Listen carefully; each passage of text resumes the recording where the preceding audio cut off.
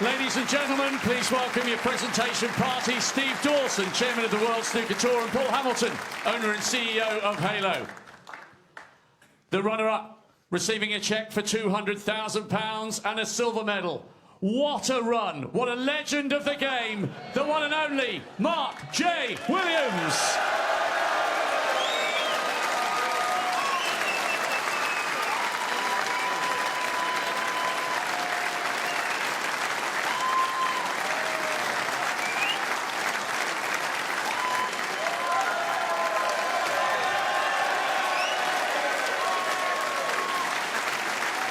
And the winner, receiving a cheque for £500,000, the trophy and the title, 2025 Halo World Snooker Champion. A star is born, and his name is Zhao Xintong.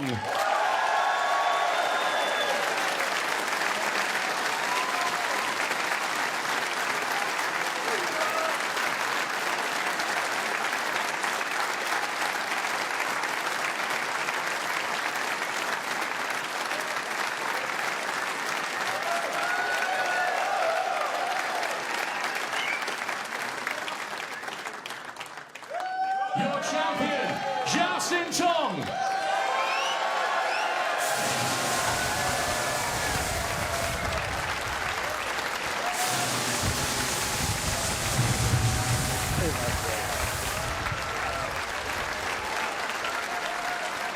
This is a moment that has been in the making for over 20 years.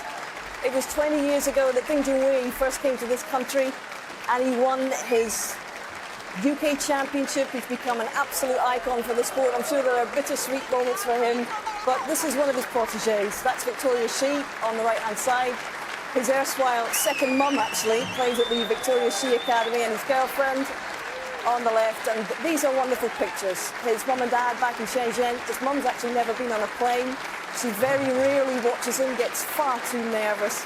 And his parents have supported him in this journey. Both of them are medics. He could have followed them into medicine, but they were supportive of his career choices here, and it's paid off. Goodness me, what a champion. Yeah, he was the freest cure for all of the time he were here. He looked like the player that was not struggling at all. Every time anybody put anything up to him, he responded. And the thing about him is he's cool.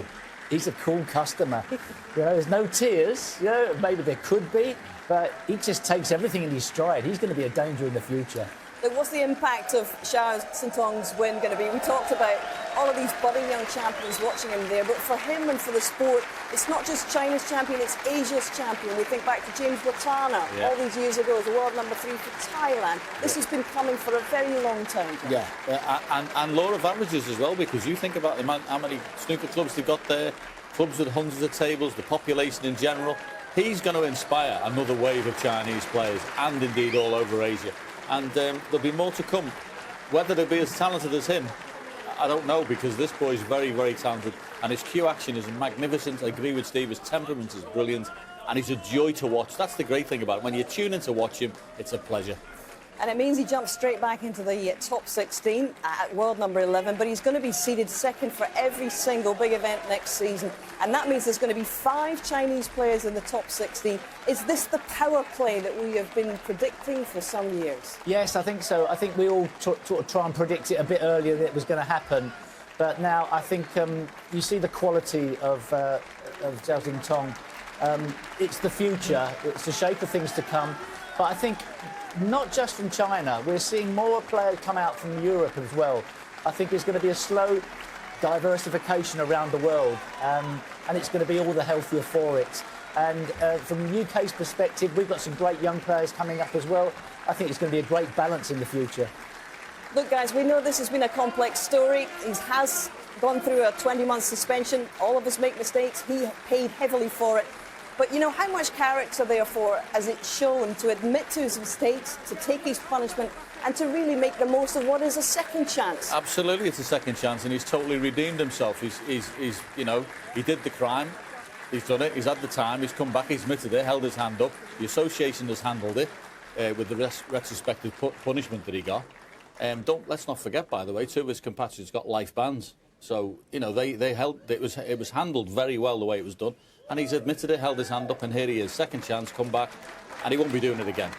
Well, he's become only the third player ever to come through qualifying. The late great Terry Griffiths was the first in 1979, and then came Sean Murphy in 2005. And he's actually now going for the career Triple Crown because he's already got the UK Championship title tucked under his belt. He just needs the Masters now, Steve. Yeah, it's slowly started to dawn on him now, just sinking in. And I think yeah, he thoroughly deserves it. Who's to say he can't win multiple tournaments very quickly? Because once you're on a roll, sometimes that can be the catalyst. And such a cool customer. I don't think he'd be too affected by being world champion. No, I tell you what, he will become now. He'll become a scalp now. He's not somebody who's in the draw and you don't really make any. I mean, before the tournament started, nobody. I'd be very surprised if people had put him in as a finalist. And he's totally deserved to win the world championship, by the way.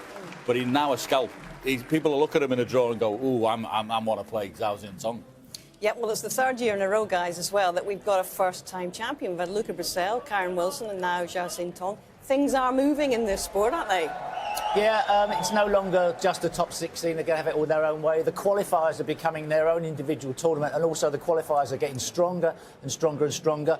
It's getting to the stage where maybe it's not so good to be one of the top 16 qualifiers for the World Championship. What a weird scenario that would be. Yeah, and let's have a quick word about Mark Williams, because an absolute... just a total gentleman, and he's shown it once again. He's up at number 3, right behind him John Higgins at number 4 and Ronnie O'Sullivan at 5, and they're all 50 or just about to hit 50. There's nothing else like it in any sport, that 3 guys can be dominating into their 50s. No, and all the youngsters keep turning up, and the majority, unless your name is Zhao Xintong, they knock them all over. It's fantastic that he's gone and beat 2 of the all-time greats in the semi and the final. Listen, they're all class acts, and Mark Williams was just... I mean, how gracious was he losing? Exactly, yeah. Fantastic. And on this evidence, these guys are going to be around for a long time as well, yeah? They are, yeah, but I think the mixture of players we've got is superb. And Mark, I don't know how many years he's got left in the game, but he'll be giving it everything. All right, thank you to Steve and to John and to this big team here in Sheffield, both in front of and behind the cameras. We've been absolutely delighted to share the joy of these 17 days with you. It's been an absolutely brilliant championship, I would say. It's time for us to take the long rest and maybe some fresh air as well. But I think it's fair to say that a star is reborn tonight. Bye-bye. I don't wanna fight, my money's in a bag in the back for you. The future's overdue. Yeah, I know that.